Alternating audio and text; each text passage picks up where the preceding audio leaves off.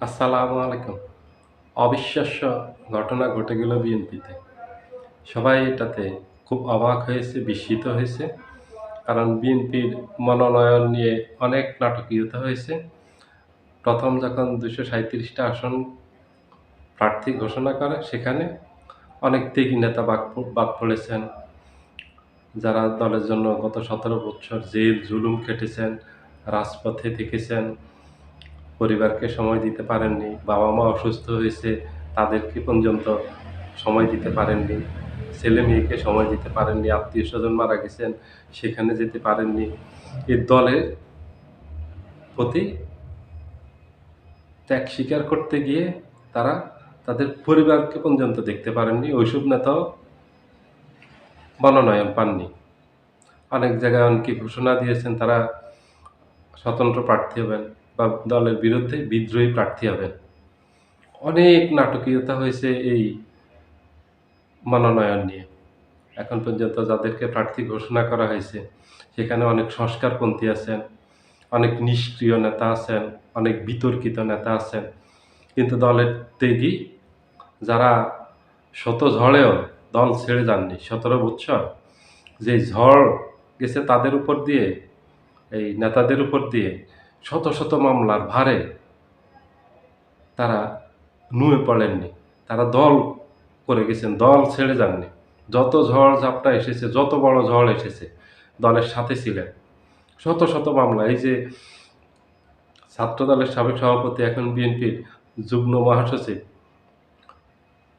সোহেল, উনার বিরুদ্ধে তো ৪৫০ মামলা আছে। উনি নমিনেশন পাননি। মোয়াজ্জেম হোসেন আলাল, উনার বিরুদ্ধে প্রায় ৪৫০ মামলা। উনিও মনোনয়ন পাননি। এভাবে থেকে অনেকেই মনোনয়ন পাননি। যেটা নিয়ে অনেকেই বিস্মিত হয়েছেন। দলের ভিতরে যেমন নেতাকর্মীরা বিস্মিত হয়েছেন, তেমনি দলের বাহিরেও সাধারণ জনগণও খুবই বিস্মিত হয়েছেন, যারা রাজনীতির খোঁজখবর রাখেন। যে এদের মতো ত্যাগীরা নমিনেশন পায়নি, আবার অনেক বিতর্কিত এবং অনেক নিষ্ক্রিয় ১৭ বছর যাদেরকে দেখা যায়নি তারা নমিনেশন পেয়েছেন। অনেক বয়স্ক মানুষ নমিনেশন পেয়েছেন। এই যে ব্রাহ্মণবাড়িয়া ৪ আসন থেকে যাকে নমিনেশন দেওয়া হয়েছে, মুশফিকুর রহমান, একসময় সচিব, ওনার বয়স প্রায় ৯০, উনি হাঁটতে কষ্ট হয়ে যায়, ওনাকে নমিনেশন দিয়েছে। কিন্তু দলে যারা ওখানে ১৭ বৎসর নেতাকর্মীদের পাশে ছিলেন, জেল-জুলুম নিজেরাও খেটেছেন, অত্যাচারিত হয়েছেন, অনেক নির্যাতিত হয়েছেন, ওনারা নমিনেশন পান। এরকম অনেক আছে বিএনপিতে যারা নমিনেশন পেয়েছেন, যাদের ১৭ বছর মাঠেই দেখা যায়নি। এখন একটা নাটকীয়তা আজকে ঘটে গেছে, যেটা নারায়ণগঞ্জ ৫ আসনে মাসুদুজ্জামান মাসুদকে বিএনপি নমিনেশন দিয়েছিলেন। উনি এখন আজকে সংবাদ সম্মেলন করে ঘোষণা দিয়েছেন, উনি সেখান থেকে নির্বাচন করবেন না। উনি ২ টা কারণ দেখিয়েছেন। একটা হলো ওনার নিরাপত্তা, আরেকটা হলো পারিবারিক চাপ। এইজন্য উনি করবেন না। এতে সবাই বিস্মিত হয়েছে, যেখানে মানুষ বছরের পর বছর রাজনীতি করে একটা নমিনেশন পাওয়ার জন্য এত ত্যাগ স্বীকার করছে, পায়নি। সেখানে উনি নমিনেশন পেয়ে এটা ফিরিয়ে দিয়েছেন। উনি সংবাদ সম্মেলন করে ঘোষণা দিয়েছেন উনি নির্বাচন করবেন না। এটা অবাক হয়েছে মানুষ। যেকোনো নেতার একটা পরম আরাধ্য জিনিস থাকে যে, আমি যেন ভবিষ্যতে যে নির্বাচন হবে সেটাতে যেন আমি দল থেকে নমিনেশন পাই। দল যেন আমাকে প্রার্থী হিসেবে ঘোষণা করে, আমি দল থেকে নির্বাচন করে এমপি হব, মন্ত্রী হব, অনেক কিছু হব। জনগণের সেবা করব, সংসদে যাব, আইন প্রণেতা হব। এগুলি সবার স্বপ্ন থাকে। একজন রাজনীতিবিদের স্বপ্ন এটাই। কিন্তু উনি করলেন না। কারণটা কি? এটার পিছনে রহস্য কি? অবশ্যই রহস্য আছে। এটা কোনো আ গুরুত্বহীন কোনো কথা না, সিদ্ধান্ত না। এটা দলের উপর অনেক বড় প্রভাব পড়বে। উনি দলকে ডুবিয়েছেন। এই ঘোষণার মাধ্যমে উনি ওনার একটা আসনে শুধু এই যে প্রভাব পড়বে বিএনপির সেটা না, পুরো বাংলাদেশের রাজনীতিতে বিএনপির প্রভাব পড়বে। উনি বিএনপিকে ডুবিয়েছেন। এটা সবার বিশ্লেষণে আসতেছে। যে এই সিদ্ধান্ত উনি হয়তো দলীয় ফোরামে জানাতে পারতেন। একেবারে সংবাদ সম্মেলন করে, আয়োজন করে এইভাবে উনাকে এটা জানাতে হবে, এটা তেমন কোনো ব্যাপার না। এটা উনি গোপনে দলকে জানাতে পারতেন। দলের অফিসে গিয়ে জানাতে পারতেন। দায়িত্বশীল নেতৃবৃন্দকে জানাতে পারতেন। ফোনে তারেক রহমানকে জানাতে পারতেন। যে কাউকে জানাতে পারতেন উনি। যেকোনো ওয়েতে এখানে অনেক ওয়ে ছিল। কিন্তু উনি দেখেন উল্লেখযোগ্য হলো এক ১ নাম্বার হলো উনি নমিনেশন পেয়ে নির্বাচন করবেন না।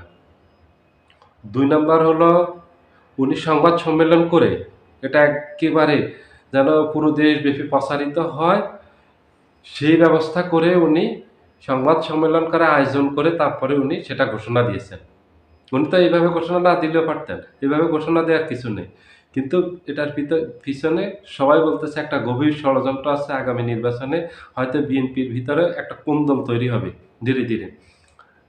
যে তেগিরা যে মূল্যায়ন করা হয়নি, তেগিদেরকে যে প্রার্থী ঘোষণা করা হয়নি এবং যারা বিতর্কিত, নিষ্ক্রিয়, যাদের নেতৃত্ব যোগ্যতা নাই তাদেরকে যে নমিনেশন দিয়েছে এটার প্রভাব পড়বে।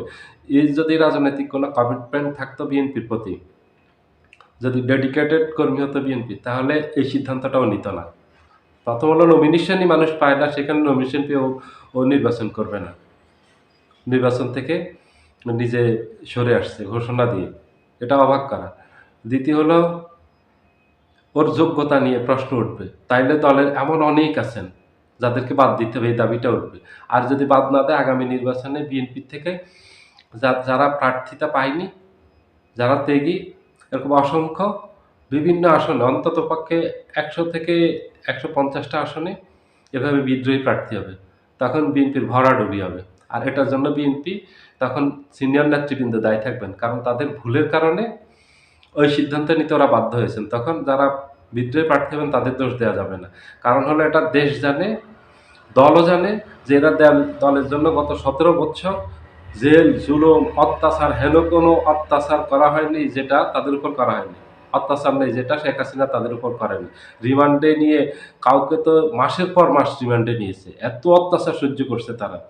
কিন্তু শেষ ফাইনালি ওরা ফল পেল কি? শূন্য। পরীক্ষার ফল যেমন সারা বৎসর ভালো লিখলাম, পরে আমাকে শূন্য দিলে এটা যেমন খুবই যন্ত্রণাদায়ক, খুবই ব্যথার, এটাও তাদের জন্য ঠিকই ব্যথার। সারা বৎসর কষ্ট করলো, ১৭টা বৎসর দলের জন্য এত ত্যাগ স্বীকার করলো, পরিবার ছাড়া হলো, এই সমাজ ছাড়া হলো, জেলে কাটতে, কাটতে তাদের জীবন চলে গেল। তাদের এই যে, যে একটা ব্যবসা ছিল, ব্যবসা ধ্বংস হয়ে গেল। কারো চাকরি থাকলে সেটা চলে গেছে। এক কথায় সকল ত্যাগ স্বীকার করে দলের পিছনে ছিল, তারা তারা বঞ্চিত হয়েছে। আর পুরস্কৃত হয়েছে তারা যারা ছিল নিষ্ক্রিয়, বিতর্কিত, দলের প্রতি যাদের কোনো কমিটমেন্ট নেই। এরা নমিনেশন পেয়েছে। এটা তো ভিতরে, ভিতরে থাকবে। এটার অনেকগুলি দিক আছে। আজকে যে মাসুদুজ্জামান মাসুদ, উনি যে নারায়ণগঞ্জে ৫ আসনের যে প্রার্থীর কথা বললাম, উনি যে ঘোষণা দিয়েছেন উনি নির্বাচন থেকে সরে দাঁড়িয়েছেন, এটা ব্যাপক একটা প্রভাব পড়বে বিএনপির উপর। এবং এটা গভীর একটা ষড়যন্ত্রের অংশ। এটার ভিতরে অনেক বড় রহস্য লুকিয়ে আছে। কারণ এমন সময় উনি ঘোষণা দিয়েছেন, উনি আগে কি জানেন না ওনার এই নিরাপত্তা সংকট আছে? এটা কি ওনাকে এই ১০-১৫ দিনে উনি এটা বুঝতে পেরেছেন? তার আগে বুঝেননি কেন? উনি তার আগে কেন নমিনেশন বলেননি যে আমাকে কেন্দ্রের কাছে যে আমাকে নমিনেশন দিয়েন না, আমি নির্বাচন করব না, আপনারা অন্য কাউকে চিন্তা ভাবনা করেন। ওটা তো বলেননি। সবাই ভালো থাকবেন। আল্লাহ